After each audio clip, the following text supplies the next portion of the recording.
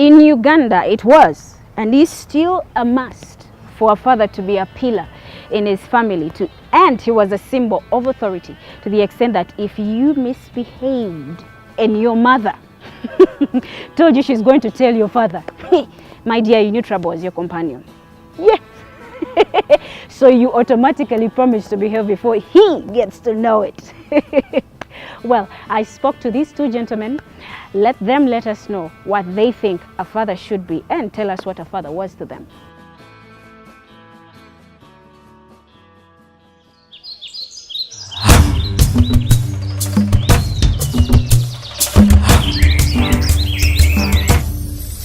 I hear the ancestors calling. Do you know who you are or where you come from? I hear your mama. They say and know your roots. Know your roots. Know your roots. Yeah, I hear your mama. Welcome back to our YouTube channel, Know Your Roots. I'm chilling with Mr. Etukoit and Mr. Kware.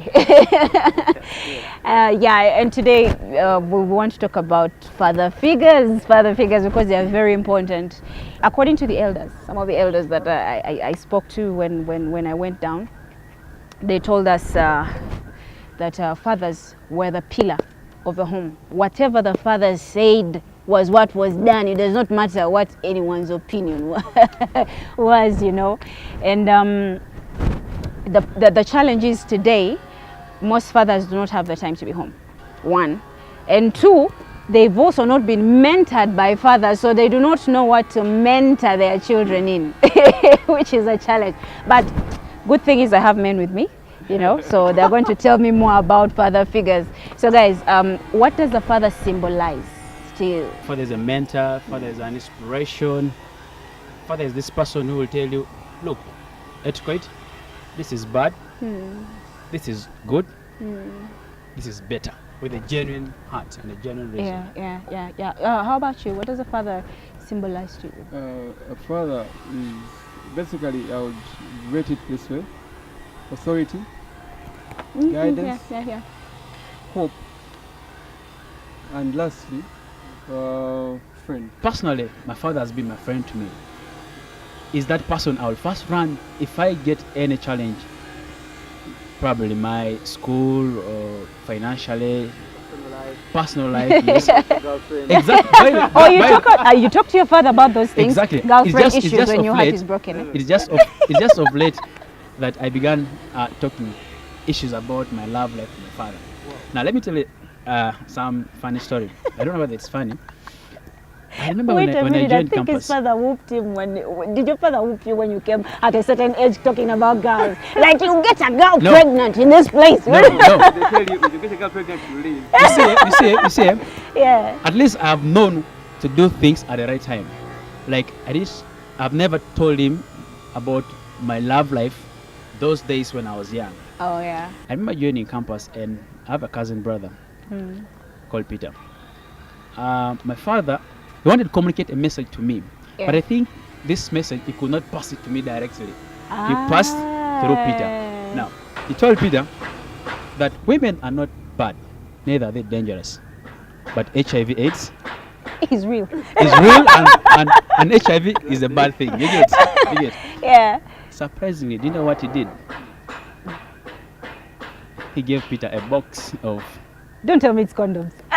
You've just said it.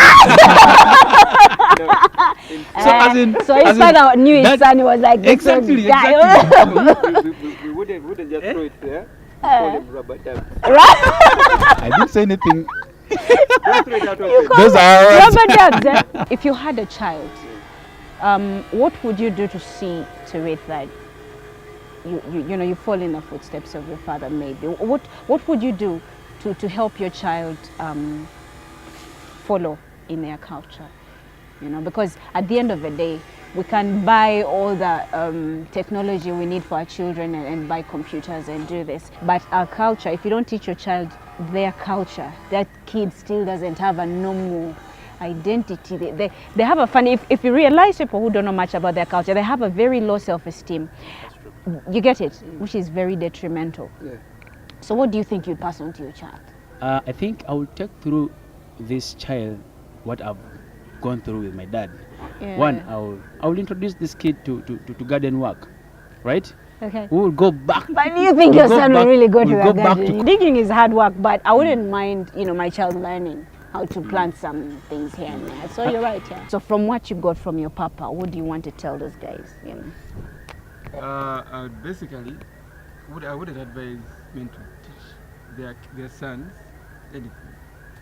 For girls, it has to be there. When boys grow up, boys are like their fathers.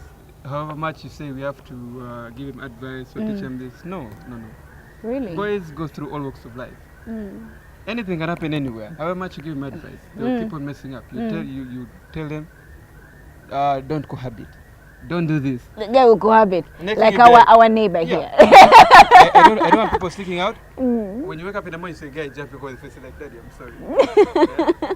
But for guys, let them be. But in case they go wrong, talk to them and try to interact more with guys. When you have sons at home, the more you keep on talking to them, the more they keep on opening up to you. But when you keep quiet to guys, they won't do anything. For your daughters, don't put pressure on them. Girls like adventuring. So it's better you give them space, but with advice and with a bit of an iron hand, but don't stress girls.